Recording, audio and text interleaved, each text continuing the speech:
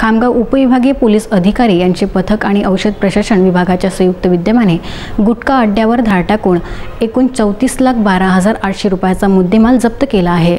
दिनांक 7 ऑगस्ट रोजी शिवाजीनगर पोलीस हद्दीतील MIDC खामगाव परिसरात उपविभागीय पोलीस अधिकारी प्रदीप पाटील आणि त्यांचा पोलीस स्टाफ तसेच अन्न सुरक्षा अधिकारी रावसाहेब वाकडे यांच्यासह इतर कर्मचाऱ्यांनी छापा मारून आरोपी राजू शामराव गव्हांदे याच्या ताब्यात असलेल्या गोडाऊनमध्ये महाराष्ट्र शासनाने प्रतिबंधित केलेला मानवी आरोग्यास अपायकारक असलेला नजर RJ कंपनीचा गुटखा तसेच सुगंधित तंबाखू ताब्यात घेऊन त्यांच्याकडून एकूण 34,12,800 रुपयांचा मुद्देमाल जप्त करण्यात आला आहे। अन्न सुरक्षा अधिकारी व औषध प्रशासन यांच्या रिपोर्टवरून हा गुन्हा दाखल करण्यात आला आहे। ही कार्यवाही जिल्हा पोलीस अधीक्षक डॉक्टर दिलीप पाटील भुजबळ यांच्या आदेशाने अप्पर पोलीस अधीक्षक हेमराज सिंग राजपूत यांच्या मार्गदर्शनाखाली उपविभागीय पोलीस अधिकारी प्रदीप पाटील यांच्यासह पथकातील सहाय्यक पोलीस निरीक्षक रवींद्र लांडे, सुधाकर थोरात, अमित चंदेल तसेच अन्न सुरक्षा अधिकारी रावसाहेब वाकडे यांनी केली आहे।